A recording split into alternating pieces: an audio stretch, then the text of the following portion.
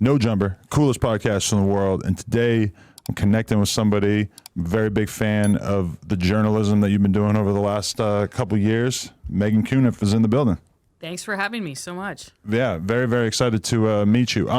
So I watched the Vlad interview and got a lot of in-depth perspective into the trial itself and everything. But can we start with like how you sort of ended up in this position of doing this kind of reporting in the first place? Yeah. It was a long road through kind of traditional journalism, basically. Like, it was always kind of a dream to cover celebrity trials, but I never thought that I'd actually be doing it. You know, I grew up in Corvallis, Oregon, and didn't really come from a family that had much like connections to, you know, East Coast media or, you know, I don't know. We were pretty down home in Corvallis. Like, going up to Portland and Seattle was like a big deal for stuff. But my dad was a lawyer, like a country lawyer, did criminal defense and kind of anything. I mean, civil stuff, divorce cases, that kind of thing. And he was really interested in the media and cases, you know, anything big going on in the press. He was always paying attention to current events like the OJ case and everything. So that always kind of stuck with me. And I went to University of Oregon, which is just down the road from Corvallis, got into journalism there, worked at the high school paper too, but always kind of wanted to go into journalism, and then ended up in Spokane, Washington, working at the paper there for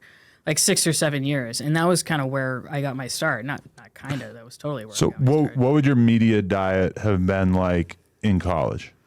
So I was reading the New York Times, like really interested into politics stuff, trying to get into that. We read the Register Guard because that was the local paper in Eugene, and we were covering the University of Oregon. So we were interested in like what the administration was doing. We were interested in like what the athletic department was doing. So at the time, my media consumption was that, and then also maybe electronic music stuff, like raver stuff. Well, that was your scene? Yeah. If anyone remembers northwesttechno.org, I was a northwesttechno.org member. That was the board where you found out where all the parties were going on in the Northwest, like Eugene, Portland, Eugene, that kind of thing. That was what I was doing. Okay. Yeah. So you were out there partying on the weekends, and then you were doing your thing as a student on the weekdays? Maybe a couple times a month or so. But I had friends who were like hardcore into it, like all the time, like throwing parties, that kind of thing, like DJing, that kind of thing. So I was always kind of into music through that. And, you know, the drum and bass scene has a lot of like overlaps with hip hop. So it wasn't completely unfamiliar to me, the hip hop world, but I'd been so out of touch with it. Like all the internet stuff, all the YouTube stuff, I was completely out of touch of, being like siloed in first mainstream papers up in Spokane, and then paywalled like legal newspapers like the Daily Journal in LA, and then ALM, law.com. It's very like lawyers only. So I was kind of immersed in that world for a few years. Okay. And so then what was the paper that you ended up getting a job at? Spokesman Review in Spokane, and then I was at the Idaho Statesman for a little bit. And then the whole reason I came down to California is because the Orange County Register was hiring back in like 2013 era. They had new owners, and they were doing some big expansion that, of course, didn't end up working out. But it was how I was able to get down to Orange County, and actually was hired to cover the city of San Juan Capistrano, which is about as lame as you can kind of imagine. But it's, you know, small town journalism important to those people, like covering the city council and the development down there, which is not what I wanted to end up doing. I always loved courts reporting and cops reporting, but that was just like how you get your footing in the journalism area in Southern California. Right, like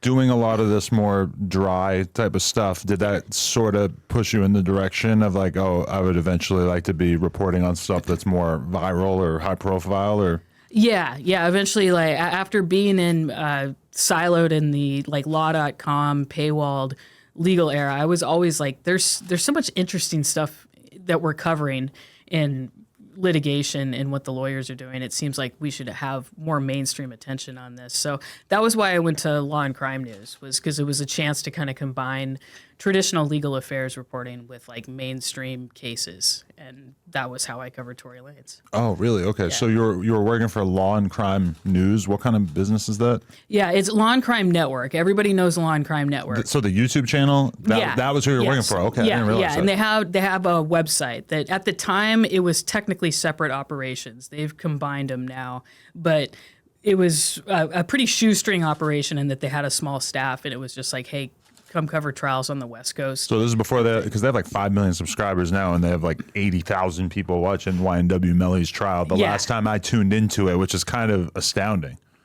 Totally, and they just come off the huge surge from the Johnny Depp Amber Heard thing. So they were trying to keep that going, and they have TV people that cover the trials and will just do the live streaming, like local partnerships with like the Florida TV stations or something.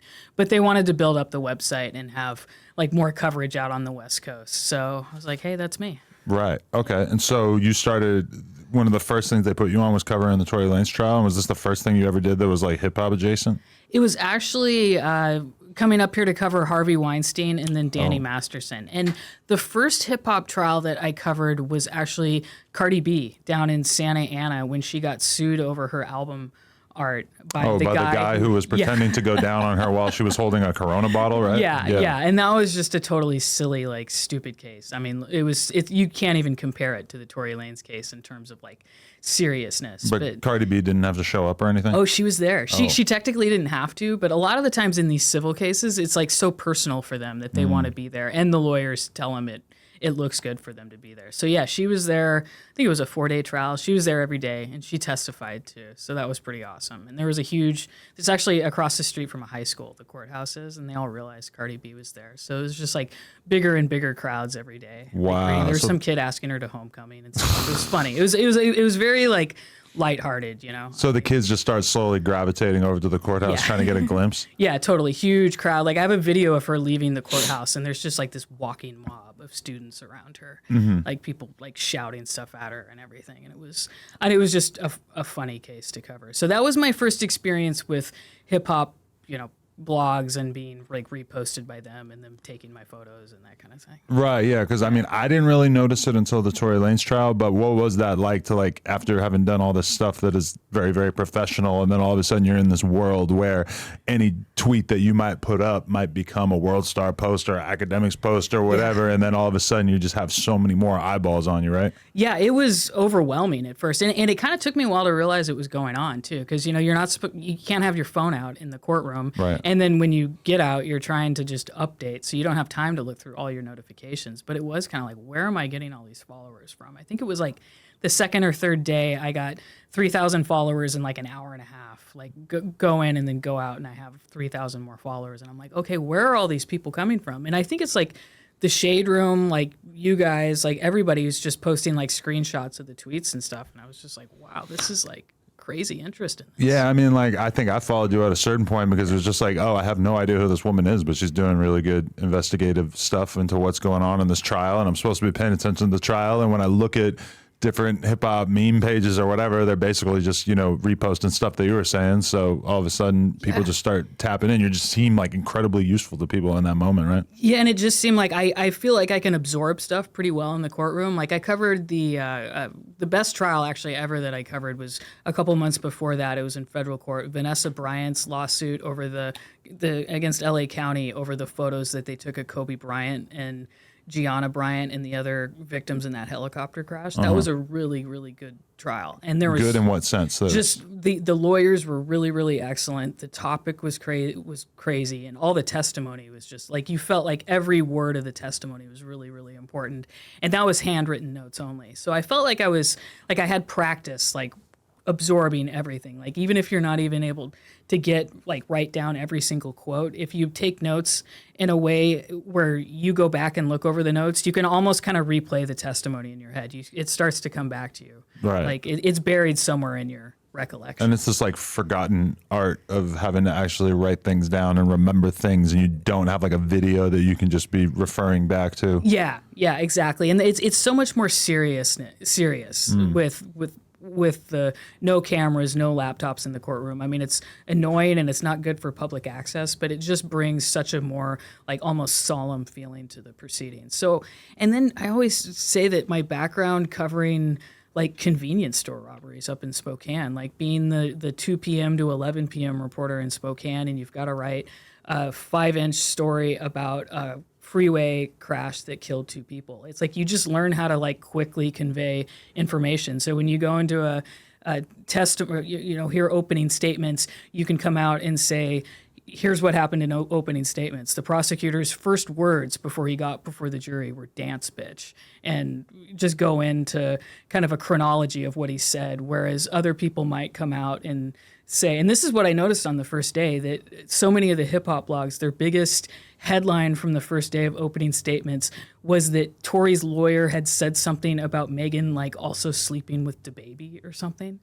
And as somebody who was sitting in court, like listening to the opening statements, it was such a small moment in his opening. And the way he said it, he was kind of like, yeah, and she'd done this before with DaBaby. He kind of like just read and was like, whoa, wait, go back to what you were saying about the victim's sex life, like that you wanted the jury to know that in your opening statement. As somebody who watched a lot of trials, I was just like, I don't think this is going to play very well for this jury, you know? And it was just kind of strange to see like the Instagram comment or the internet-driven defense kind of play out in a courtroom and how much it did not play well with the jury. Right. Because, like, I mean, as somebody who even on a lot of days would be doing like real-time reactions to what had happened throughout like the earlier part of the day on trial and everything like that. And I have some degree of guilt about having sort of been duped by certain storylines that were being put out there. And I never really wavered on my belief that the most likely scenario was that Tory Lanez shot her in the foot.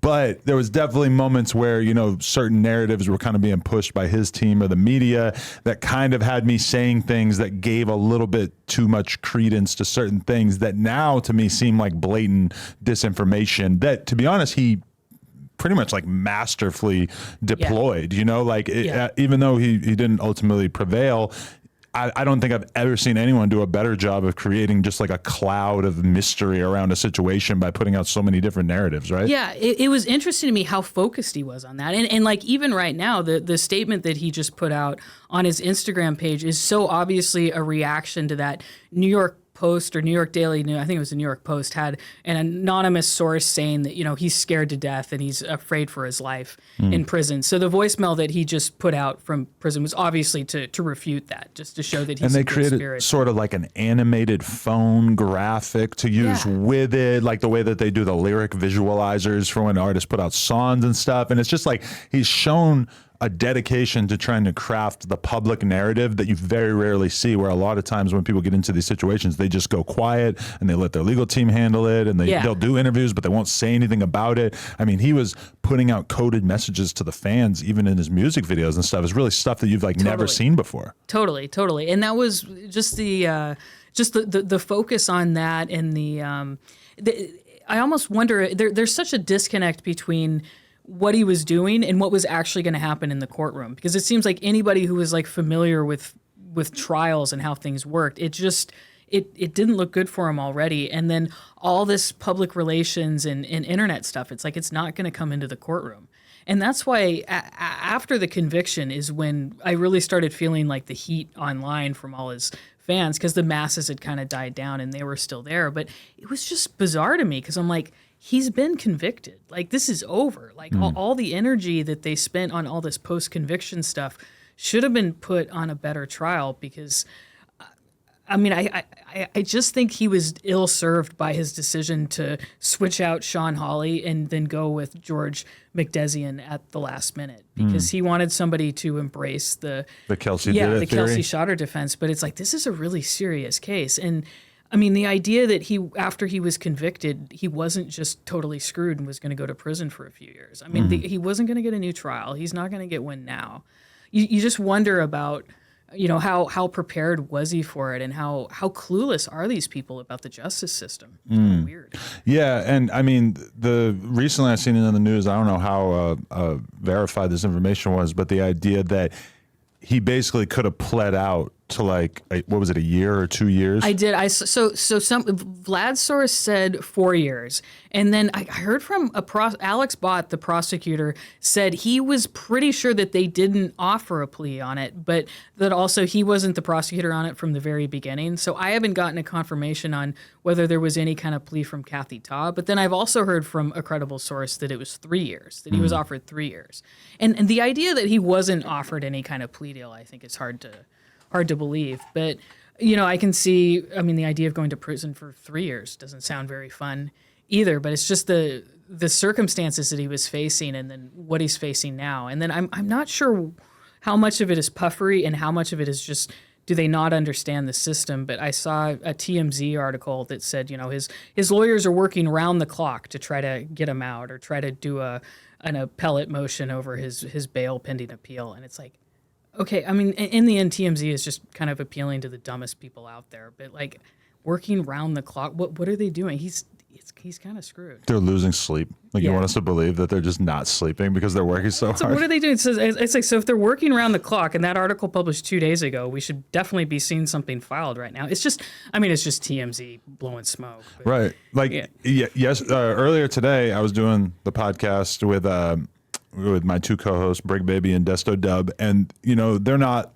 super media obsessed types of guys, so they're probably like most of their assumptions about the Tory Lanez case are just kind of casual conversations, or they've seen a few videos and they probably haven't even thought about the shit in a few months.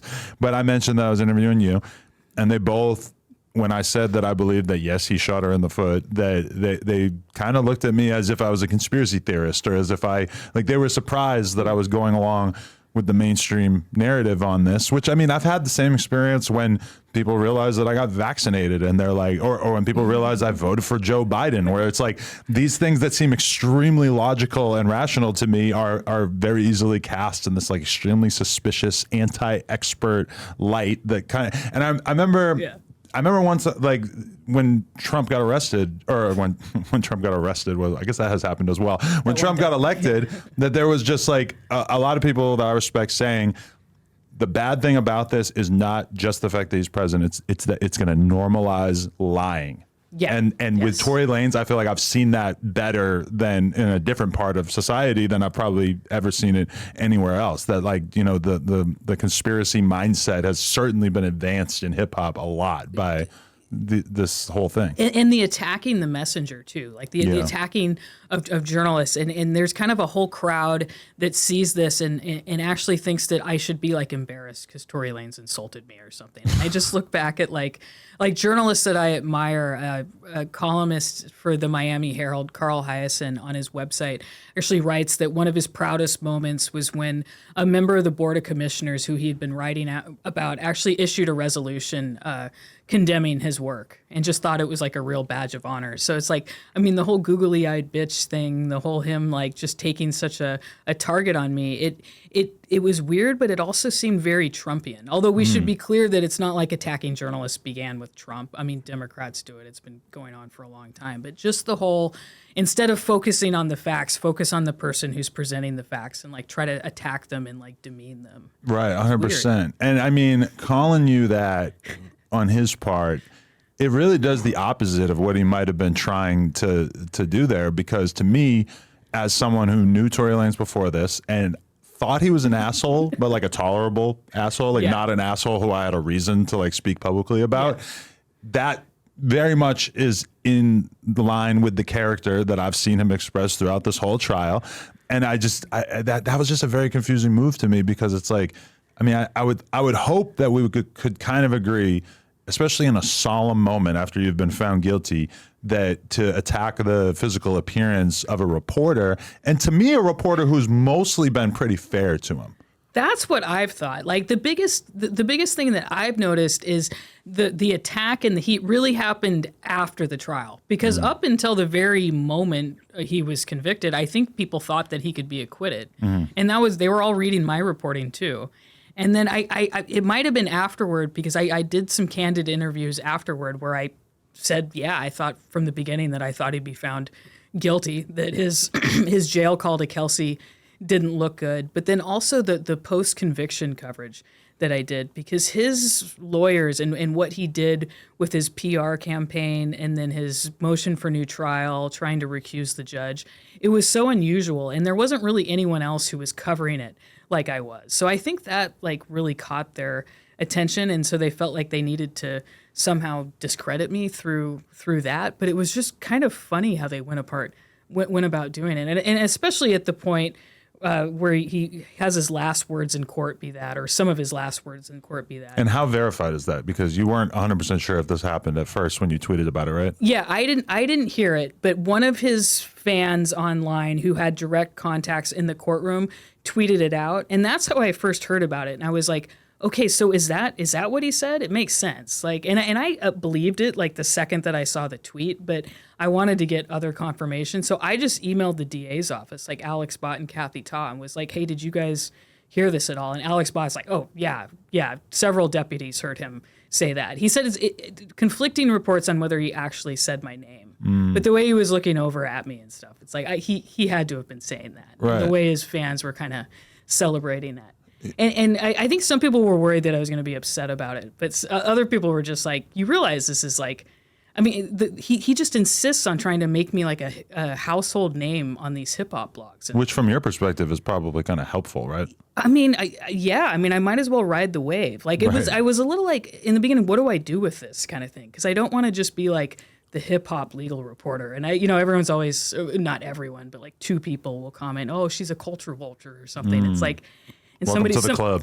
somebody commented, they're like, the culture is not the courthouse. I cover, as long as you're, sticking to legal cases and not, I'm not planning to branch out into the latest Blueface drama or anything like that. But if there was a criminal case, which it seems there almost certainly will be at some point. Yeah, no, and I have been like, I might be writing about these two sooner than later. Oh, yeah. You seen that baby's hernia? Yeah, I have not seen the photo, but I've seen it. I got it. It is jaw-dropping. And then my jaw did drop. It's just Blueface going on Twitter and be like, "Oh, my phone was stolen. My Twitter was hacked." Come on, dude. But I feel like his legal counsel might have told him to say that because there's whenever they're using an asset or a piece of content for social media in a trial, there's always an attempt to explain away why this might not have actually been real or why this can't be evidence in the trial. Yeah. So I feel like him saying that, at least it like plants the seed of doubt, so it might not actually be able to be used in a trial. Because I mean, I guess posting your son's penis is, it's pretty serious. Yeah. Like, you could imagine charges being pressed about that, right? Yeah,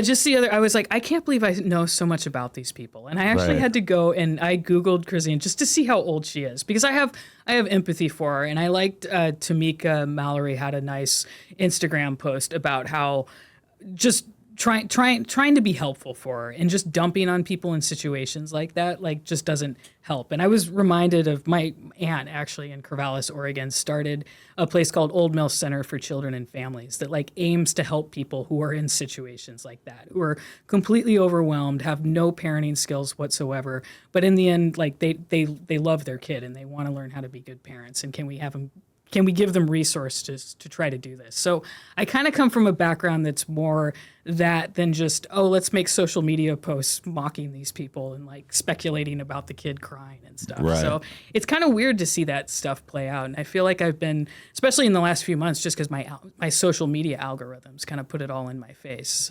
So myself has just been kind of having what do I cover as a reporter with all this newfound fame. But I think the key is to just focus on LA cases, because there's plenty of celebrity cases going on. And then there's all these interesting federal cases and, cases that people might not hear much about because the defendants aren't famous, but they're still really interesting. So. Right. How do you feel about, we've also seen some sort of celebrity lawyers like our boy Mo, who've kind of taken it upon themselves to, fly out to LA and sort of involve themselves in some of these trials. And there's been some wild visual aids to this effect that have come out, like Mo coming out and delivering the not guilty verdict to the NBA YoungBoy fans, and they're all jumping up and down and screaming.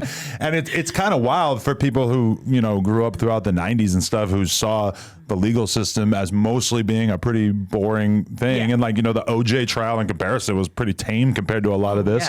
Yeah. And like what is that like to sort of witness that? Because he's kind of doing like the court reporter thing. Oh yeah. From a legal perspective. And I am kicking myself for not covering the NBA YoungBoy. And I heard from some friends in the U.S. Attorney's Office that they got their ass kicked on that case. And nobody within the U.S. Attorney's Office like really realized who he was and like how big he was and the lawyers that he had. I mean, the young AUSAs who prosecuted that case, I mean, it was just a felon in possession of a firearm charge, so it's not like they had their veterans on it, but apparently they just like walked into a buzzsaw on that. But there's so many cases that get that just fly under the radar that don't get coverage very well. So it's like, yeah, if we can figure out a way to like kind of bring those to life. I mean, when was the last time a felon in possession of a firearm case got so much coverage from that?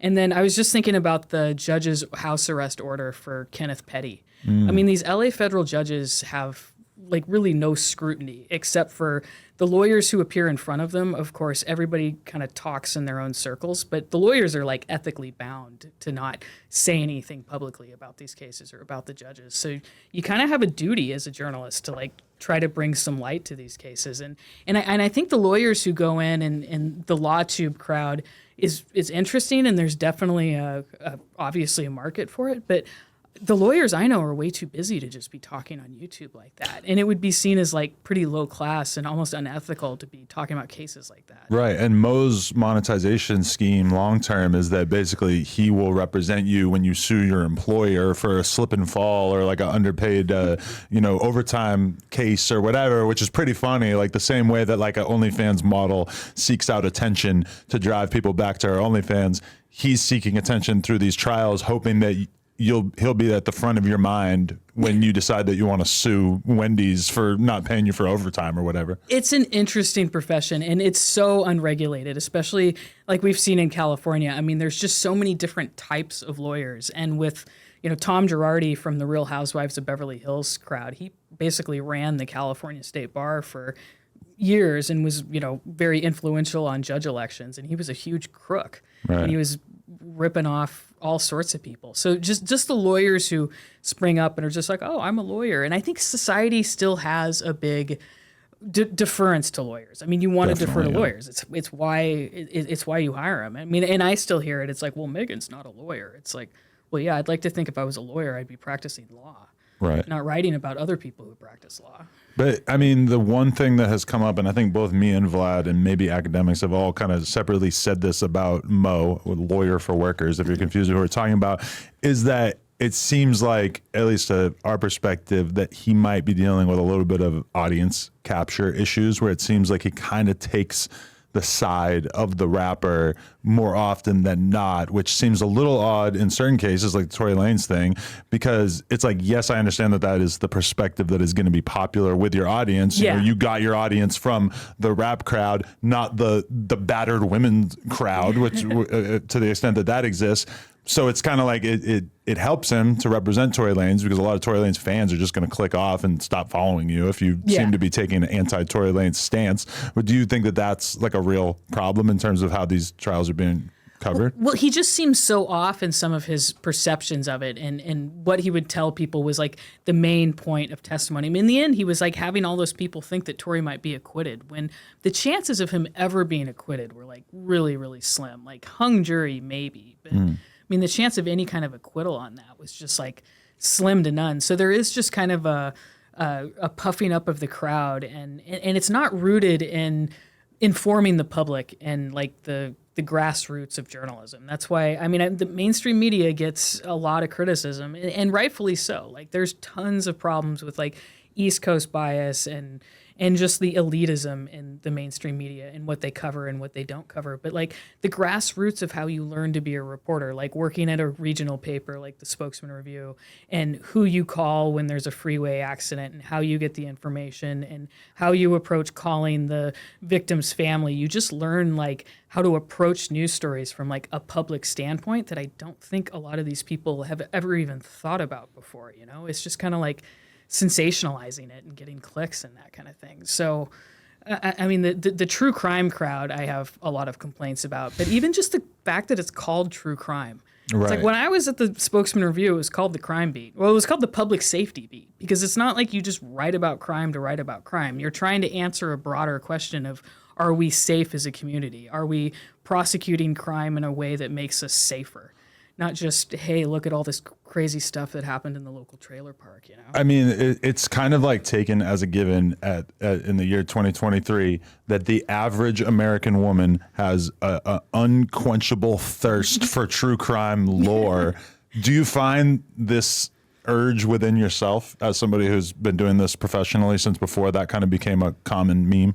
I mean, I've always been interested in it. I mean, everybody is kind of interested in like the depths of society. And remember, my editor at the Spokesman Review told me that a lot of people, when they read about crime, they're reading about it because they're like, oh, this could have happened to me. They're I could be, and when really most of the crime, when you get into it, it's like, actually, that couldn't have been you. And like, unless you're out like looking for a fight, looking to score a bag of dope, or looking to pick up a prostitute, your chances of being a victim of violent crime in this country are like slim to none. But just the way the internet is and kind of the sensationalism of all these cases, I think people have kind of lost sight of that. And there's a perception in society that crime is going up. And I think there's been an uptick in the last few years, but it's still that classic like 20 or 30 years. It's actually gone like way down. And then, and I noticed this with the hip hop world too, that the death of like the one place where you get all sorts of news, because the benefit of like a newspaper is all this other news is just in your face and you can't avoid it. Whereas,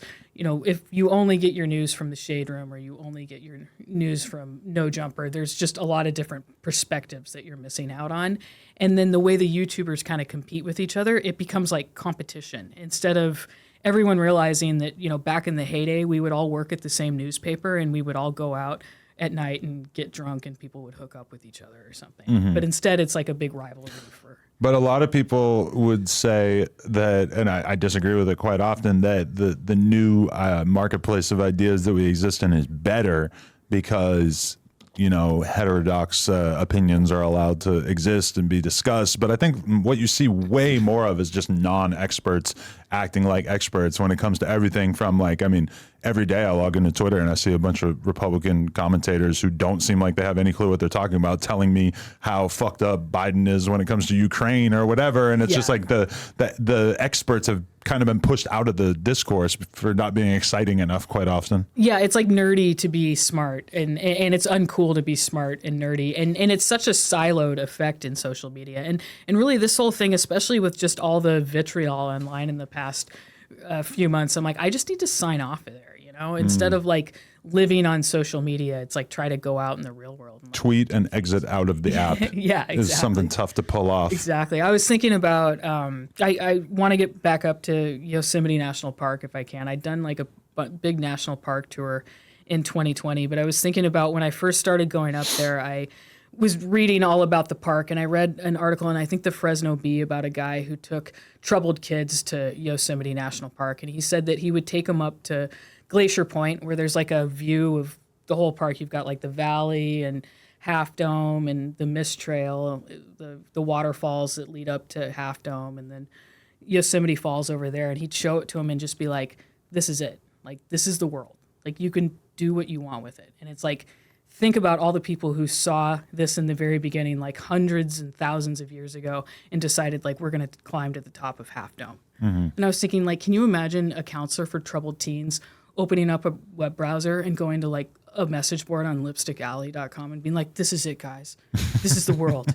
This is what's out there. It's like, yeah, we got to turn off the internet and go outside more, you know? Yeah, I was having that feeling when I was in Hawaii on vacation recently, and just like being on the beach and just thinking, what is it about me that makes me crave doing these podcasts and doing business on a day-to-day basis instead of just like hanging out on the beach? Because a lot of these people, you don't really live in Hawaii unless you kind of want to hang out on the beach in the sun quite often. And a lot of those people seem just blatantly a lot happier than the vast majority of people that I spend time around. And, granted, like most people don't really have that choice to go hang out on the beach, but it's interesting to me that so few people do choose to kind of make that their life. Yeah, and you just kind of get used to, and I've fallen into it in the last 8 months or so. Just there's so much internet going on, so many cases to cover, and you're not getting out as much. But you're much happier if you kind of break away from that a little bit and just realize the real world exists elsewhere. And I think the Tory Lanez case is such a good example of that, because I mean he was so gassed up on the Instagram comments, and so were so many of his supporters, and still to this day, just some of the comments I get, I'm like, God, they don't realize that the trial ended on December 23rd. You know? Right. It's weird. Damn. Because that makes me think about the fact that I always was making an attempt to have conversations about the Tory Lanez case in a respectful way, in the sense that I didn't want to throw him under the bus, even though I felt like he was guilty, and I didn't want to, necessarily buy into narratives that I felt like he was putting out there unfairly. But once we had talked about it on the show a couple of times, I got a DM from him after not talking to him for a few years that was basically just like, fuck you, you fucking bitch, rah, rah, rah, and just like attacking me, even though I felt like I was really attempting to speak fairly when his name would come up and everything. Yeah. And he fully unloaded about me. And I'm looking at my DMs like, bro, you have such bigger things to be worried about. Like the fact that I'm even entering your mind right now is insane. Yeah. I mean, yeah, definitely innocent until proven guilty. I mean, until he was convicted, you know, and even after he's convicted, everybody deserves to be treated fairly. But it seems like his idea of it, or he's just so used to the gaslighting that was going on before that afterward, I mean, his stuff about how the DNA was like so crucial in his conviction. That's such bullshit. No, it wasn't. The prosecutors went up there and told the jury that they couldn't say one way or the other whether his DNA was on the gun or not. It's like, in the end, that was favorable for Tory. And that's what Sean Hawley said from the very beginning. And if there's one conversation in this whole thing that I wish I could be a fly on the wall for, it's the conversation that Sean Hawley references in her email to him before the trial, where she tells him that she doesn't think the Kelsey defense is a viable strategy. And if he wants to pursue that defense, he should check with George to see if George is willing to do it. But she says, you know, per our discussion on Saturday, I'm like, I wonder what that discussion was like between Tory Lanez and Sean Hawley, who's a very experienced criminal defense attorney. And if she was telling him that blaming Megan's best friend for shooting her wasn't a good strategy, it's like she had a point. And Baez has not come out and said anything about, you know, the Kelsey shot her defense, but he has said things about the misogynistic stuff that came out in trial and the whole idea that the jury was being told that Tory was going back and forth between, you know, Meghann and Kylie Jenner at the pool. He's like, none of that should have been in the trial at all. None of that was relevant. And it's like, well, it was Tory's own lawyer who was presenting that. So I think, like, in retrospect, especially Baez is experienced enough with jury trials enough that I think his approach would have been totally different. But the question is, would Tory have allowed that? And would his ego have allowed that? Because it seems like that's what happened with him and Hawley was they just had a huge disagreement about it. So he was able to get George to come in and kind of be a yes guy for him. And so you think his first lawyer just didn't want to fuck up her own credibility by attempting to blame this on Kelsey because it just probably would have looked so absurd? Credibility, but then also just the idea of that just not being a good, like, that could be a defense that assures his conviction, because you're almost putting a burden of proof on the defense when you do that. You never want the defense to have to prove more than they have to. Mm-hmm. And when, instead of just leaving it open-ended and kind of making the jurors think that it could have been the driver, it could have been Kelsey, we just don't know because the investigation was so sloppy and there was such a rush to investigate, to convict Tory, they just put it all on Kelsey. So it's like, so if the jury doesn't think it's Kelsey, you're kind of screwed. Right. You're like creating this extra burden of proof that like almost doesn't even need to be there. Did you walk away from this thinking that Kelsey was in any way guilty or culpable of anything?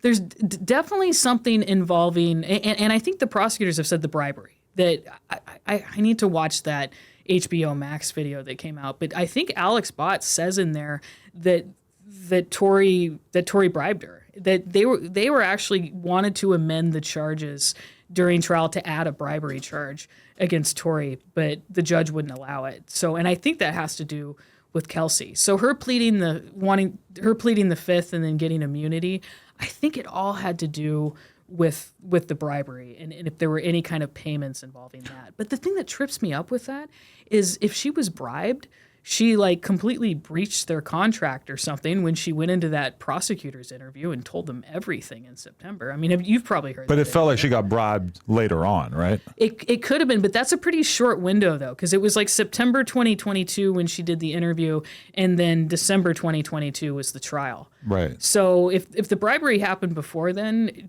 she still went in and told prosecutors everything. Right. So another weird thing about it though is that I've never met Meg, and I don't know what kind of person she is, but it does feel like she has kind of like aggressively fallen out with a lot of people in a relatively short period of time, Kelsey being one of them. And then even like little things like the way that like Drake just kind of like recently sort of dismissed her on stage. Yeah. Little things like that. And I even remember on one episode of this podcast, Joe Budden just talking about how he believed that she was a shitty person, and just little things like that like I definitely still think she was the victim of this attack. But it does feel like something about her, like, because publicly her personality comes off like she's America's sweetheart, like very kind of hard to find her bad behavior that makes people dislike her. But then I am kind of surprised from time to time to see the amount of people who seem like they do kind of turn on her over time. I've always just kind of seen it as just, siding with Tory, being upset that Tory's in prison, but then her whole fallout with Kelsey, I thought it was really sad when I was watching the trial and I realized that they used to be best friends and really good friends, and then after the shooting they're not friends anymore. And especially in Kelsey's interview with the prosecutor, she's so focused on Megan's behavior and kind of the slighting that happened. But if you just think of the situation that Meghann was in at the time, I remember when she was on the stand, she was like, and I was just at the point where I was getting so famous, she was like on the brink of all this stuff.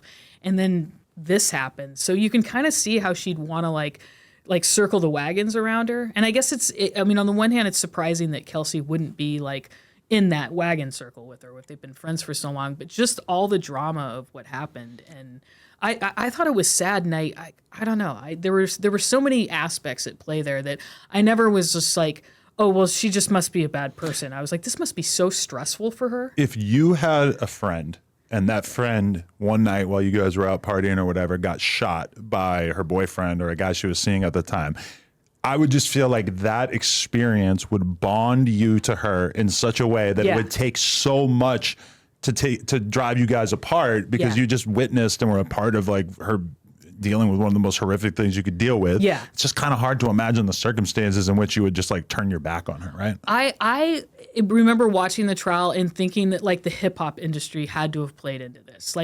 Megan's emerging fame and just the people around her and all the drama online had to have been a big part of it too. Because that's one thing I've really noticed in the last 8 or 9 months is just how much that drama drives everything and how people are so fixated and noticing it. So if Meghann felt like that there were rumors going around or something, it just feels like it was just a big communication problem between those two. And I've always just been I hope that they can somehow someday work things out. Because I just remember, as somebody who didn't know anything about the case and seeing them testify, I was like, those two seem like they have a lot in common.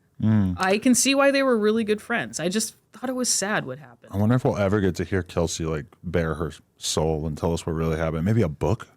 I almost think, but I almost think her interview with prosecutors was almost her bearing her soul. But it doesn't explain exactly what happened between her and Meghann, but you can just feel the hurt in her voice and kind of the she just doesn't understand this and how she's so fixated on what Meghann did or what Meghann didn't do. But it's I can just see how somebody who's already a little overwhelmed at this emerging fame that they're having, getting put in a situation like that and just being you almost just shut down to everyone, Right. I remember somebody submitting one of her music videos, probably her label or maybe her, to my live stream in 2018. And just thinking she's got some talent. She seems all right. I wasn't blown away to the point where what I should have done is I should have dropped everything and been she's a star. She's going to be fucking huge. But just for her to go from that in 2018 to 2020, just partying with the Kardashians is a pretty fucking big deal. Yeah. Just dating or hooking up with or having anything going on with Tory Lanez, would be a pretty big deal to any normal person. And then for her to end up in this situation, and that is when you really kind of realize the cruelty of the whole situation is the extent to which she dealt with so much negative publicity and kind of became this villain-esque character for a period of time from a situation that basically had nothing to do, wasn't her fault at all. Yeah. It's really sad. Yeah, and I can, from a mainstream standpoint, though, I think that it shows how much more mainstream appeal she has than him, though, because as somebody who tangentially listens to hip hop and knows the mainstream stuff, but isn't involved in all the drama. I knew who she was, but I had never heard of him, and I think that's how it is with a lot of mainstream people. I'm not sure if mainstream society really takes Tory Lanez seriously. But I think they do take Megan Thee Stallion seriously, although you're not going to hear her music everywhere because it's like, hey, eat my ass or something. Yeah, I mean, he is very talented. From my objective point of view, he's very, very talented as a singer / rapper. But at the same time, his personality doesn't really necessarily ooze the charisma that would necessarily take him to the place of being a Drake, who's always going to be the number one person he's compared to because of where he's from and everything. And I mean, they hated each other for a significant chunk of his career up until a few years ago or whatever. But yeah, I mean, I don't know. That's wild. I will say, just to calm the masses if they're out there, that one of the more boring debates that breaks out in my replies is like, who was more successful? And it's like them comparing their Spotify listens or something. It's like, can we just agree that they were both successful in their own right? Yeah.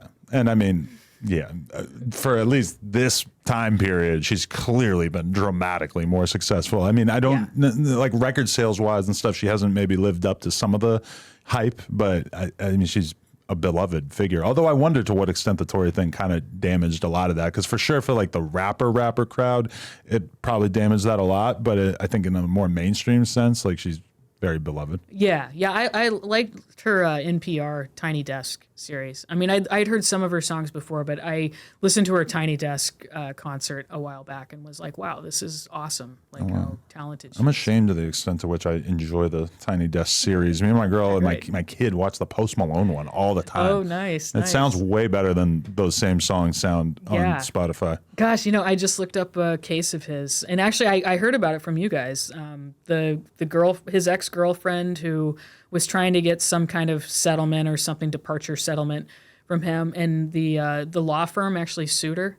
Really? And then the law firm went and filed something in court that revealed some personal information about her that she's now upset about. And as somebody who's covered lawyers and is just kind of on the lawyer beat, I was like, that's so appalling by the lawyers. Really? I went and looked at the court documents too. I mean, just lawyers suing their old clients. Like, I mean, even if you have a case, it just seems like that is such bad form to a lawyer to turn around and sue their client, especially when your client is like, I don't know how old she is, but she's got to be in her like late 20s or early 30s. You sue her because she settled privately with her ex-boyfriend and you want a piece of her money. Do you think there's anything unique about the Tory Lanez case in it being a hip hop thing? Because when I think about the Johnny Depp thing and having watched that Netflix series about that and stuff, I wasn't super paying attention to that while it was happening, but they do seem sort of eerily similar, although obviously the Johnny Depp thing was quite a bit less serious. I think there was so much, like the misogynistic crowd is just like so eager to hop onto a case if they think a woman is lying. Right. A woman's scorned and this poor guy is being, innocent, but civil cases are just so much different than criminal cases that I just think this one, I'm not sure it really could play out as some kind of controversy when. One thing I wish we could talk to the jury. If any Tory Lanez jurors are watching this, I'd love to talk to you and give you anonymity on it. But I can imagine them not really wanting to come forward. But everyone just forgets that there were 12 people who like heard everything and debated amongst themselves for 7 hours and then came out and convicted him like pretty swiftly, like solid conviction. What was like the demographic of the jury? I don't know if I ever saw him, but gosh, off the top of my head, it was a lot of women. I think it was like 7 or 8 women, and an older black woman, an older black man. There was like 3 or 4 white people. The jury foreman kind of had a gamer vibe to him. He was like some nerdy looking white guy in his 20s. Have you seen Jury Duty? No, I haven't. I've heard it. You know about it? No, I've heard it's amazing. Some jurors were talking about it in a jury pool. I saw it. That was the best 2 or 3 days of my life was watching that shit. But he becomes the foreman at a certain point, and it's pretty hilarious. Okay, so what's this thing about the Nicki Minaj thing? They announced you broke the news of Nicki's husband being placed on 20 days house arrest. Well, some people had already tweeted it, and that's actually how I saw it. Is some people had like added me on the replies, being like, "Hey, did you see this order about Kenneth Petty?" And when I saw it, I was like, "Oh yeah, that's right up my alley. That's Judge Fitzgerald. That's his signature right there." Mm-hmm. And yeah, I mean, I didn't think it warranted like a story that I would write up and send out to my email list, but it's like I can take a screenshot of that and tweet it out, and didn't expect it to get all the attention that it did. But I think people appreciate the authoritative tone and the explanation of exactly what it is. But yeah, I mean, like everyone, I had followed the videos and the drama between. It's what started at the Video Music Awards, and then Offset sent him a DM, and then the video of Kenneth Petty out on the street in New York City, like looking for Offset, and then Offset responded by filming himself like getting off a jet or something. I was like, my algorithm, it just puts it right in my face. Would you say that you're genuinely interested in this, or is this stuff that you're just kind of paying attention to because it seems like it might turn into a case or a criminal thing at a certain point? Somewhat interested in it because I, especially after covering Cardi B and just seeing her in person, I have kind of an interest in her life. So I'm kind of somewhat interested in Offset too. But I was also like, how do I change my algorithm so every time I go onto social media, I don't see all this stuff? Like, I don't care. And I was just amazed that people were like, I mean, it was the whole weekend news cycle of like the YouTubers trying to update on that. It was like the latest Blueface and Crizian. But then I saw the order and I'm like, okay, this is federal court in LA. And I at the time I didn't realize or remember that he had been put on probation. But yeah, being on federal probation is a pretty big deal. So I mean, my main takeaway from that is just like Nicki Minaj needs people around her to tell her how she looks, because she's just not like, even take the being a woman out of the situation.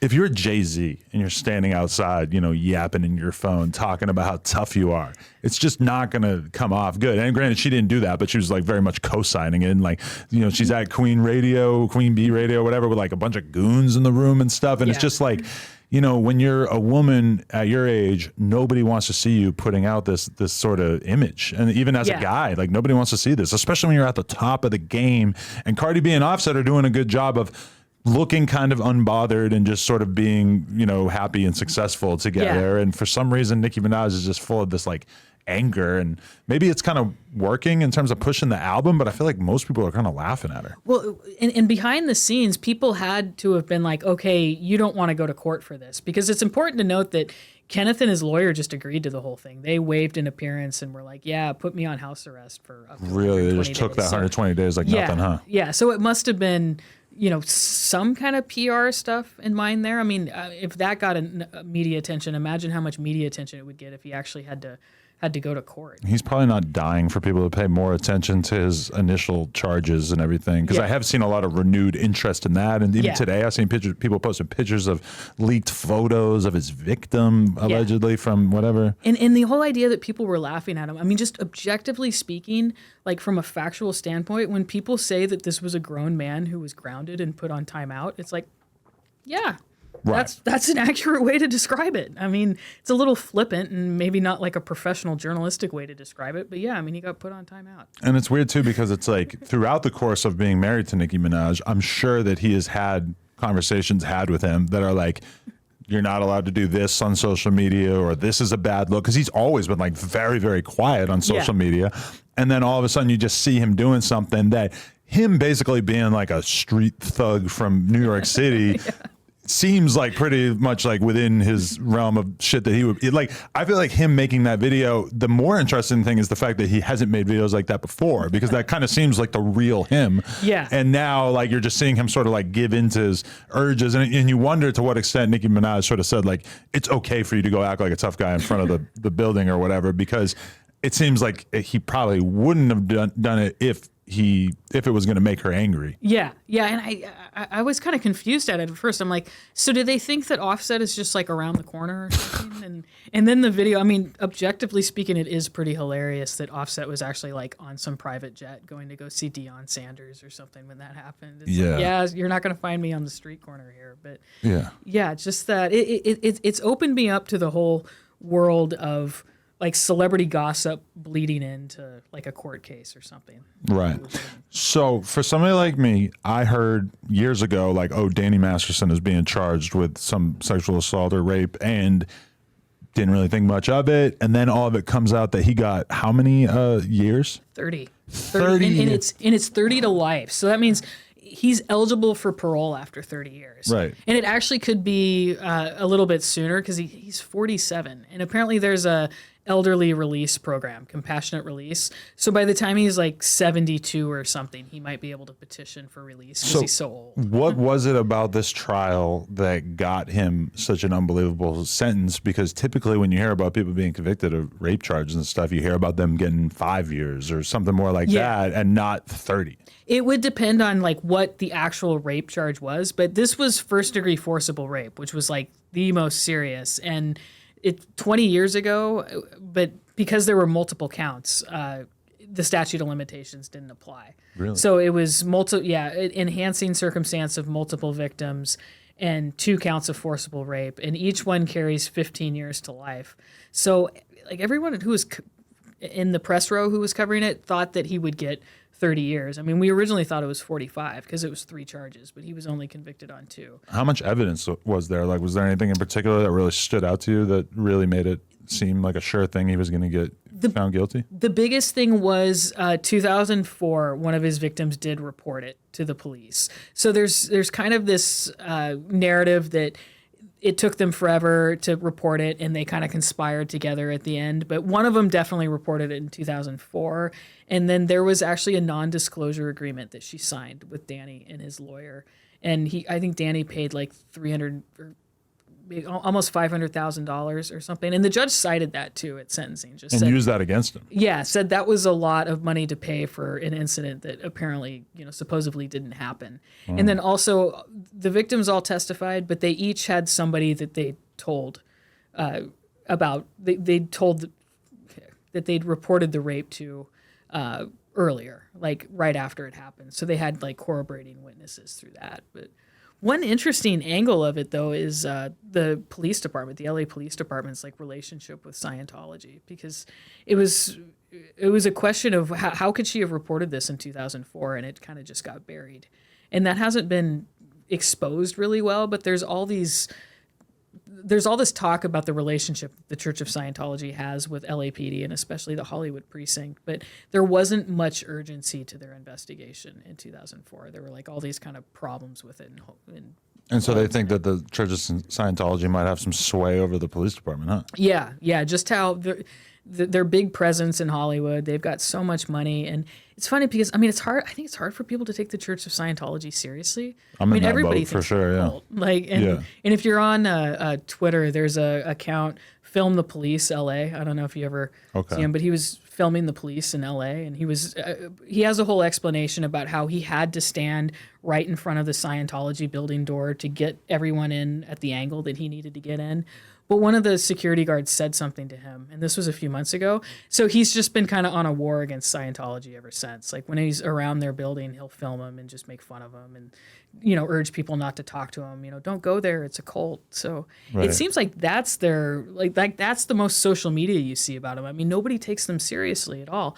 I drive by a giant Church of Scientology building every day, and occasionally I see people walking out of there, and I'm just staring at them, wondering what the fuck they're doing with their life. That this is what they're doing. They're like overtly weird, but they have tons of money. And like the Danny Masterson case, there's a civil case against him. His ex-girlfriend, who was one of the victims, filed a lawsuit and actually went all the way to the U.S. Supreme Court because the church is trying to say that she signed an arbitration agreement as a church member, so she's not allowed to sue them. It all has to go through private arbitration, and appellate court ruled against him. And the Church of Scientology actually hired Winston Strawn, which is like a big-time law firm, and they petitioned the U.S. Supreme Court. It didn't go anywhere, but they've got all these connections to judges and stuff too. Like, because I mean, they're stacked legally, so they've got some of the top lawyers in LA have worked for them before. So when lawsuits against Church of Scientology get filed, actually it just happened. Leah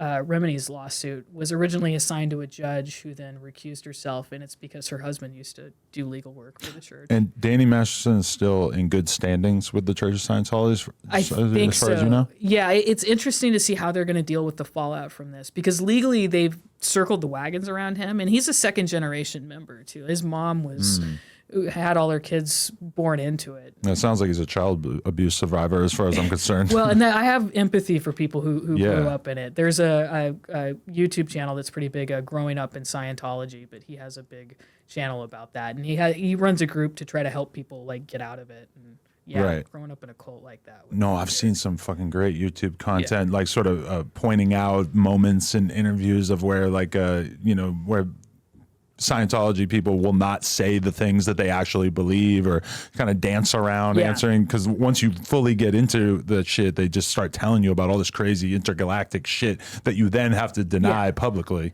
Yeah, well, and I've heard that Danny hasn't even done all that much like hasn't been education audited? or reading. Yeah, I mean maybe he has, but there's like so many levels of Scientology that he's like not even close to it. It's just because he's a movie star and an actor. He's one of their protected members. So when we saw Ashton Kutcher and Mina Kulis, when they made these character reference videos, basically, and they then were exposed to the public, and they ended up having to, basically recant their statements or offer this big ass apology and everything. Them making those videos and assuming that they would never be released to the public, is that as ordinary as they said it was? Or it was letters. Yeah, they wrote letters, and then they letters, did the right, videos apologizing, apologizing, for right. afterward. But yeah, and I'm actually working on a story on that right now. It should be out in a couple of days on character reference letters, because they're completely common. And I talked to a couple of defense attorneys who were like, it's really unfair that they were like globally skewered for writing those letters, because the letters are so common. But yeah, I think there's something to be said for the tone deafness of them when they're read by the victims, and you just kind of compare what they're saying in those letters to what the facts of the case are. But one thing I did was just looked up some like federal sex crimes defendants who have been sentenced in the last couple of months and pulled up their their character reference letters, because they're not famous, so their cases didn't get any coverage at all. But the letters are the same exact thing. I mean, it's this guy who just got sentenced for 15 years for possession of child porn, and his uncle writes a letter on his law firm letterhead talking about some positive experience in basketball like 20 years ago. The guy's aunt writes a letter saying that she can get him a job in maintenance at Cornell University. Wow. I mean, it's like the public, just the outrage cycle of the public, they freak out about Ashton Kutcher and Mila Kunis, and I mean, it's something to be said about mainstream media not conveying how common that is, but also maybe it just says something about the disconnect between the court system and the public, that the public can see something like that and just be completely appalled. Right. And then lawyers see it and they're like, oh, it happens all the time. And, it's like, okay, well, maybe you shouldn't. Yeah, and the memory of people is so short that I can almost imagine this exact same thing happening in a year or two. And the information landscape is so fragmented that this exact same thing could happen in hip hop. Yeah. And the vast majority of people are not paying attention to Danny Masterson and Mila Kunis, so they're not going to necessarily remember that we just went through this exact thing, right? Yeah, one thing I always bring up is Cory Booker, the senator, wrote a character reference letter for Elizabeth Holmes. And that's not quite as scandalous because, I mean, Elizabeth Holmes wasn't convicted of forcible rape or shooting somebody, but she was convicted of a pretty big fraud that ripped off a ton of people. And she's kind of just seen as this huge sham. And yeah, Cory Booker wrote a letter. I mean, the Senate Judiciary Committee writes a letter to a federal judge. Right. That's kind of a big deal. But I feel like that's not going to hit the same nerve that the sexual assault thing does. Yeah, exactly. Yeah. And then especially the fact that Ashton was had that organization that they booted him out of, I guess. Yeah. Just the hypocrisy of that was. But yeah, the story I'm doing, I just said, let's just look up all the cases recently and pull up the character reference letters and just do a story all about that, just to show how common it is. Right. So I'm super interested in how this A$AP Rocky trial might proceed. I have had conversations with A$AP Relly, formerly A$AP Relly. Is that the one who shot? Yeah. And actually, the last time I spoke to him, because there's a video of the shooting taking place. Yeah. And when I talked to him, he basically said, like, nobody gets to see the video until the trial or whatever. Okay. And I said, if you show me, I promise I won't say anything. Did not work. He left me on red on that one. Damn. But I mean, this is pretty insane because we are talking about somebody who's not only like a A-lister in hip hop, but also has produced multiple children with Rihanna, one of the biggest stars in the world. So how deep into this are you, and how close are you paying attention to it? What we just talked about is all I know. Okay. And I'm very skeptical of, like, is this actually going to happen? Because especially the posture of this case just seems so much different than the Tory Lanez case, that it seems like he's being advised by smarter people. And I wouldn't be surprised if he takes some kind of deal or there's some kind of easy plea deal and it never goes to trial. But it sounds like you know more about it than me if you've actually talked to the victim. And is he not, if he doesn't want there to be any kind of deal and he's willing to testify, I mean, I hope there's a trial just from a journalist standpoint. I mean, he hasn't indicated to me when I talked to Relly that there's been any attempt to reconcile by Rocky. Because you would think that the first thing that you would want to do after you shoot somebody in the hand or whatever is that you would want to start trying to bring the temperature down and maybe try to soothe things over, at least because that could maybe be a possibility. That was never probably a possibility. Well, actually, you did see Tory Lanez calling Kelsey and basically trying to do just that of like, he was trying to soothe things over so that maybe she wouldn't want to speak to the cops or whatever. But yeah, from my brief conversations with him, it sounds like, this pretty much happened, how that happened, and there hasn't been an attempt by his legal team to. But the newest development is that Rocky's team is suing him for defamation because of what he said, which is kind of hard to imagine because it's not like he was going to be able to get through this trial without defaming him if he is saying he in fact shot a loaded gun at him. Well, and that's a sign that, there's not going to be any kind of plea deal. Yeah. So, that'll be great. It was I think it was scheduled sometime in August, but now it's November 8th, the preliminary hearing, which if that actually goes, that'll be really big. I mean, it happened in Tory Lanez's case and it got a lot of coverage, but that's when they air out all the evidence. Like, we'll probably see the video then because the judge is going to decide, like, whether there's enough to take it to the jury. So if that actually happens, it'll be a big story and it'll be coming up. But I'm just like, I'm skeptical because stuff always pleads and, everything gets delayed. But and it just sounds crazy because it's not a rapper that anybody would expect to ever have heard about shooting someone. Really? And I mean, he's just not, he's been famous since 2011 and his reputation was never that he was a gangster or anything like that. You've never seen him with a gun. You've never thought that he would shoot somebody at this point in his career, especially when he's, got all this other stuff going on. You always kind of, the relationship with all the other ASAP members has been pretty much strained since the very beginning.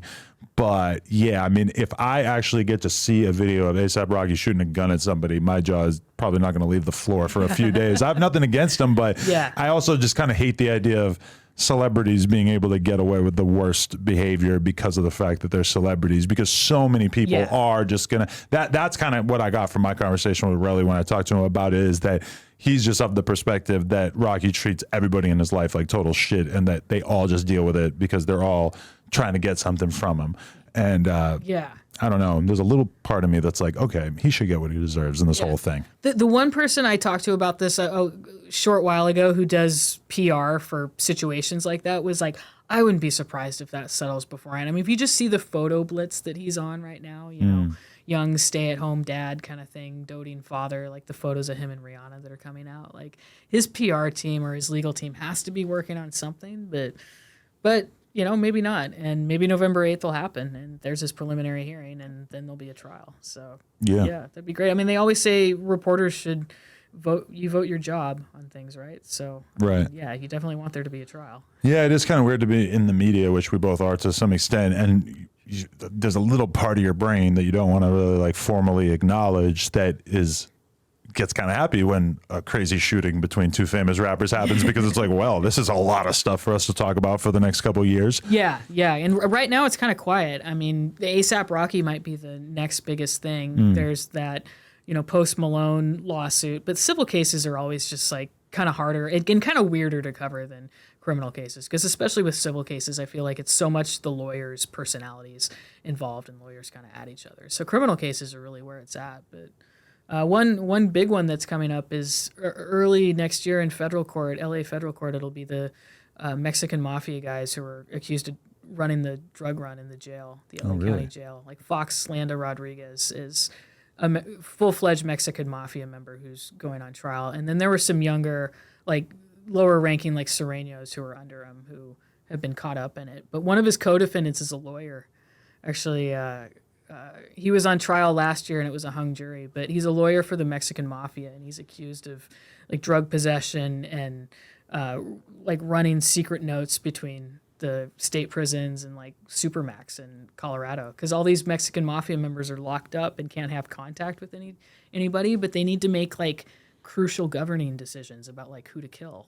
So they need somebody to like pass messages between the state prisons Yeah, I mean that there's one world that I would probably be pretty cautious in discussing on the internet, because that's one thing I've gleaned from having met a lot of gangsters, is that there's just a level of fear when it comes to these Mexican gangs that I just don't see it from any other part of public criminal life. Like, people just do not want to talk about them ever. That's why you don't really hear about it. Like Matthew Ormseth at the LA Times has done a lot of really great, like, it's almost like a Netflix series coverage of it. But these trials will come up maybe once every like few years or so, and it gives like kind of an inside look at it. But they tried just the lawyer last fall, and it was a hung jury. Actually, they almost acquitted him. So they're going to try them all together early next year. But I think things like that go on a lot in LA that don't get a lot of coverage. But yeah, like you said, there's sensitive topics to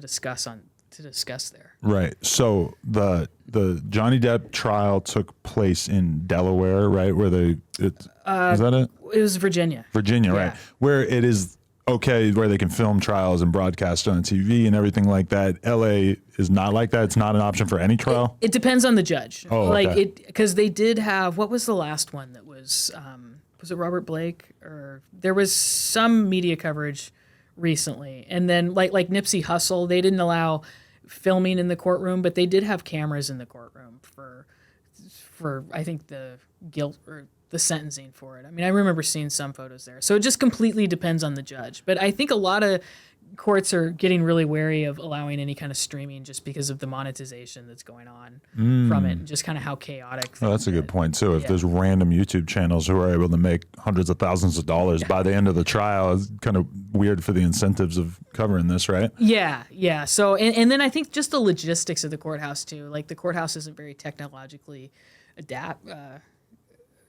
set up for all that stuff. But one thing, as a journalist, I just wish we could have laptops in there. I mean, I don't think we need to stream the whole thing. I mean, I can see if we could, that'd be great, but I'd love to be able to take notes on laptops. And that was just totally up to the judge. Like, the judge in Danny Masterson's case let reporters who were sitting in the back row use laptops to take notes. And it was just like a night and day difference. Do you think that if the Tory Lanez trial had been broadcast to the world, that it would have been worse for him?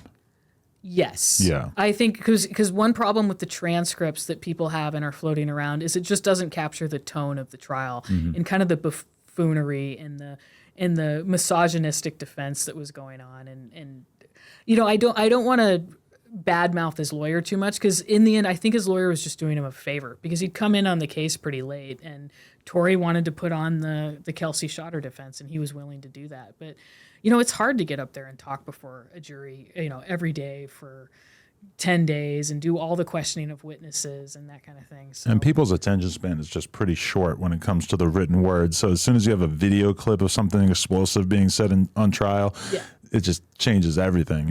Yeah, and I think the phone call was always bad for him, and there wasn't ever really much of an explanation for the phone call. And the one transcript that I'd like to get is the closing argument transcript, where the prosecutor goes over the phone call kind of line by line and just talks about how, like, what else could he have been talking about here. That was my defense that I went to when I was just having a conversation with my friends and telling them why I thought Tory was guilty. I just went straight to the phone call. It's kind of like when I have to make the case of why Trump should not ever be president again. Yeah. And you go to the refusal to agree to a peaceful transfer of power thing. That's just like the easiest one that you would hope that everybody would be able to agree on. Doesn't usually seem like it works on a lot of the people that I've tried to use it on, but you know, Trump supporters. It's like, that big riot that he caused where like cops died. Right. Innocent like supporter of his died, and his family's all upset about it now. Yeah. Her family. Yeah. It's kind of hard to make these arguments these days. People just always assume that there's got to be a better narrative waiting. Yeah, I don't know. Definitely. So, okay, what are you focused on at this point? Are you just trying to steam ahead with this thing that you've had going? The big thing is the story on the character reference letters is kind of my immediate thing. There's some other celebrity cases going on, like that Post Malone lawsuit I want to look into. Right. There's that lawsuit against Michael Jackson's estate that was just kicked back from the appellate court that I think will go to trial eventually from the people who claim sex abuse by him. That could be really big if it goes to trial. But other than that, it's a lot of federal cases. Actually, T.I. and Tiny are going to get a third trial against MGA, the makers of those laugh out loud, LOL surprise dolls. And this is them, the T.I. and Tiny suing them.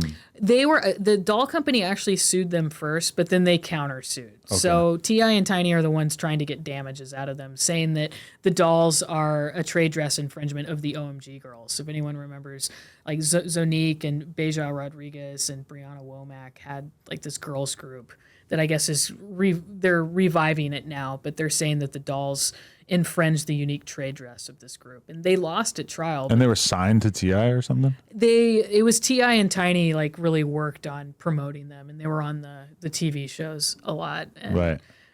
They lost the trial, but the judge has given them a new one. I don't know if I've seen a word about that in most of the hip hop media world. It's gotten a little bit of coverage, but yeah, it's not the most like. Yeah, it's. I think some people think it's kind of a silly case, but it also has some really interesting cultural appropriation and misappropriation things there, just from what MGA does and the toy maker and kind of their history of taking from black creators and not crediting them at all. But fortunately, none of that stuff is actually coming into trial, so it's kind of a different one. But could you see yourself veering away from putting most of your reporting straight to Twitter? Or like, is there an offer that somebody could? Because did you get hired by somebody towards the end of the Tory thing? Yeah, I did go to LA Magazine for a bit because they were doing they're doing a big expansion and everything, and they're the ones that kind of helped me get set up with my YouTube and going independent and everything. But I really want to push my Substack for paid subscriptions, and then also YouTube. I'm working with a production company to try to get my graphics up to date and get more of a professional production level for that. But I'd like to keep my reporting on Substack if I can, because I do want to take it off Twitter because I don't really like the direction of Twitter, and there's just you're not going to make a living off Twitter. Mm-hmm. The idea is driving all that traffic to Substack and YouTube. So I would like to be able to keep using that for traffic, but to do all my reporting on Substack. But there's just things that happen, like the Kenneth Petty order, where I'm like, I'm not going to take the time to like write up a whole article about this, but in a minute you can just write up something real quick on Twitter and put it out there, and get the blasted everywhere. Best possible distribution. Yeah, and that's the thing, is just use it for name recognition and getting my name out there. One of the things that has really fucked up Twitter, but has also kind of like made it less of a time suck for me, is the fact that the verified tab is completely useless now. Seriously. Yeah, you get huge interactions and you can't tell like where they're coming from at all. And then when you go into that tab, it's just like some of the people are total nobodies. Yeah. It's like, what is this? For me, is the vast majority of people that follow me or interact with me in any way are like 100 followers, and then I'll see that somebody with 1 million followers quote tweeted me, and I didn't see it for 2 weeks because there was no way to filter for that. Yeah, there has to be a way to like fix that or something, But it's like the social media ecosystem. It's like trying to keep up with it and figuring out like what's coming and what's going, Are you getting paid by Twitter? I am signed up for monetization, but it's not. My payments haven't been very big. Like even during the big traffic for Lanez's sentencing, it was still 3 digits. I mean, it was like $400 or something. When somebody pointed out that it's the rating that you get for ads. So when you look at my tweets, there aren't really a lot of ads under it because I'm writing about people getting arrested and shot and everything. And start talking about real estate might be better. Well, if I started tweeting about IA and then also Tesla. If I just turned my account into a dedication to how great Tesla is, I think I would start making money. All of the like psychotic right-wing people that I follow will continuously post about making $12,000 this week on Twitter, and that's just a reason to get out of there. It's like, oh my God, seriously? I mean, the person who was really influential in like helping me get established on Twitter was this lawyer in LA called Ken White, and he was Popat on Twitter, and he got the hell away from Twitter like pretty shortly after Elon bought it, because it's like, come on, this isn't going to be good. Do you really want to be part of this? Yeah, I still spend a good amount of time reading it, but definitely the number of people that I like and respect who still seem like they post on it seems like it's dwindled a lot. Yeah, I mean, I wish I could just say, oh, I don't like Elon, I'm not going to post on there anymore. But I mean, look how many followers I have on there compared to everywhere else. I get so much traffic on there. The idea is to just drive it to my own website and drive it to YouTube. But it's just so nasty on there. And having spent like a cumulative 5 minutes on Threads, I'm quite certain that there's no future for the Twitter clones of the world. Yeah. Gosh, Threads, and I have a friend who keeps reminding, keep posting on Threads. I'm like, I will, but I just don't see much interaction on it. But until something takes off, you never really see anything like that. But all the nastiness is on Twitter, and that's one thing with all the Nicki Minaj reporting recently. Oh, you're really asking for it there. Yeah, no, and I'm like, oh, does that mean I'm going to get 100 nasty messages instead of 10? But if it's Cardi versus Nicki, it's pretty hilarious because they both have such rabid fan bases that if you take a stance against one or the other, you're basically fucked. Yeah. And I'm like, I just put a court document out there. I really have no stance on anything else other than that. But you're not up on the Tasha K stuff? I am, only because Cardi's lawyer in the album case was Lisa Moore from Atlanta, who did the whole jury trial against Tasha K. And I'm a fan of lawyers, so I think Lisa's a badass lawyer. So, and I think it's cool that she got this big defamation verdict. It's like really kind of hard to do. Yeah. And actually, I saw you did an interview with Tasha K. And being the law nerd that I am, when I looked down the menu of what she was talking about, the first one that I clicked on was her saying that she had crappy lawyers. She did. I'm She like, said that's my tea. She got lawyers with a $5,000 retainer. And it's such a battle between the lawyers, Yeah. But, I mean, it's such a badge of honor for Cardi's lawyers that case is now being passed around as if you don't shut up, I'm gonna, this is gonna happen to you. But I just think the Tasha and Cardi case was like so different from just your typical internet harassment stuff. Yeah, listening to her defend what she said about Cardi and then sort of reading some comments that casted some doubt about how honest she was being, that really made me want to do the deep dive to figure out exactly what she actually might have said that might have been criminally liable for. Because she even says, and it'd be civilly liable, but she even says in your interview, she says that now she has lawyers who kind of help her out and review stuff for her. Do you know how to word that? I'm like, that's like a polite way of saying you now have people who make sure that you don't libel people before you put stuff out on the air. Right, because she does get a lot deeper into like unconfirmed relationship rumors and allegations about people than like a lot of the stuff that she talks about. Now that I follow her and see what she's talking about, it's stuff that doesn't really make it into like the mainstream hip hop news world, which is pretty interesting because she's telling me about, such and such rapper doesn't take care of their kids, or such and such rapper did this or whatever. And this is like rappers that I follow very closely. And I'm like, I had no idea. I didn't even know that. Yeah, totally. And, I mean, there's always, what I just remind myself is if we went back to like the early days of newspapers, we would probably be able to find stuff like that, just like gossiping about the local scion or something, and who has kids with who. It's like that kind of gossip stuff has just been going on for forever. It's not really me, but there is something to be said about that crowd kind of giving birth to the whole let's just insult people and focus on your looks. It's like the only area of the internet where everyone is just, oh, you're ugly, like, oh, look at your eyes. It's always focused on that, it seems like. But I think we see that in other areas of the internet too. But that's just such a weird direction to go with it. Like, oh, you don't like my ideas, so you're going to criticize the way I look. Yeah. Like, I'm not out here saying I'm a fucking supermodel, so that doesn't really work on me. Well, my friend Jessica, I did a discussion with her about it. She's like, we're not in this business to be pretty. Right. And like, especially over the last few months, I've just been like, I don't care if people make fun of my eyes. I mean, I've explained it before. Like, my right eye leans in a little bit. Like, if I take off my glasses and they're not focusing, they're fine. It's just, I don't know any kind of explanation for it. And when you go into like the mainstream world and like nobody even mentions it, it's like just not. It's so, the whole quest for these people to be taken seriously, I think is really hampered by some of like their own actions. Yeah, no, definitely. Yeah, that doesn't seem like it would go too far. Well, I mean, even in hip hop, a lot of times when I'm making arguments about how people deal with the media, I'll end up saying something like, I think we should all be able to agree that journalists, one of the things that separates us from authoritarian regimes like Russia is that journalists don't have to live in fear of being attacked or murdered for their opinions. And I get a fair amount of pushback on that, where that is not really taken for granted. It's like, no, if they have opinions and they're talking shit publicly, then they deserve whatever they get. And I'm like, that is not really, that is not okay. Yeah, and we're facing that more and more in like the Trump era.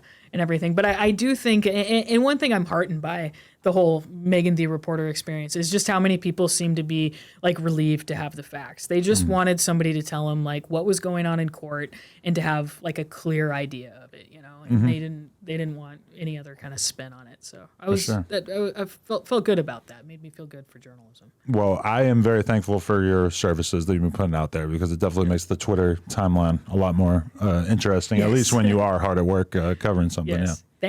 Thank you so much. I appreciate what you guys do too. I mean, it's opened up this whole world of like, it helps explain why mainstream media is just dying, and it's just not like people are getting their news elsewhere, and there's so many like experimental stuff, like social media stuff and new media that's like getting people's attention way better than traditional media is. You know? Yeah, but we got to do better, because Flacco, who actually lined up this interview and then for some reason bailed like 2 hours in advance, he notoriously, under the No Jumper account, reported that Tory Lanez had been found not guilty at a certain point, which, you know, the one thing that was consoling me while we were getting roasted by the internet for it was I was like, they're not going to remember this in a couple of weeks or months. And luckily that was true. But also I was like, we got to do better than that. Yeah. I've almost wondered, could we do some kind of like journalism workshop? Because I think it's so cool how all the hip hop blogs cite me all the time. But especially with this Nicki Minaj stuff, I'm like, do they know that court document is just out there for everyone? Right. I mean, they found it for me, so I appreciate the attribution, but like, it's just a public court document. Like anybody can have it. Yeah, because now we have people sort of rising to fame within hip hop for being able to like request court documents, or even like with this freedom of information stuff that they've been doing and actually getting like jailhouse fights. So we're able to like see videos of King Von just fighting random fucking people or saying whatever behind bars. I mean, we're in a crazy new world, which is pretty funny because I remember the early days of like hip hop media where there was just so little regard for what was true. And it was just like, we've come a long way where now people who have like more verified information seem like they're building names for themselves. There's definitely this like perpetual Peter Pan aspect to some of this hip hop world stuff, where it's just like a bunch of guys who never wanted to grow up. They just like want to wear like cargo shorts and like hoodies to work every day, you know? And eventually they're going to be like 60. And like, what is the new crowd going to do to like take over and rebel against that, you know? The kids these days. No, I'm because that's the one thing that's weird now when you talk about like the hip hop media landscape is that all of the guys who are like really older in their 50s and stuff are pretty much like radio guys or have corporate gigs. We haven't really seen what it's like for a person within hip hop to blow up on an independent level and then stay in that place for many decades. Because somebody like, well, Vlad is like 50, so I guess he is a good example. But you know, Academics is like 32. I'm 39. So it's like, how long will the audience stay interested as we get older? I guess really we all kind of know that it's about how big you build your machine to be. Yeah. Well, and that's always been like what impressed me from the Tory Lanez case was just like this whole world of YouTube people that I'm like, oh wow, yeah, no wonder nobody watches network news anymore. You know? It's like, here you guys are. Yeah. So. And then and it's so competitive that I will find some guy who's filming himself with an iPhone making news update videos about street stuff or whatever, and then that will kind of replace, for me, when I'm going through my YouTube subscription, I'll find myself more interested in this super raw guy talking to his iPhone than something that's way more polished. Yeah, people like the authenticity of it for sure, I think. Yeah. Definitely. All right. Thank you so much for your time. Really appreciate it. Everybody follow her. We should link the Substack in the description as well. Yes, please. Yeah. Please do.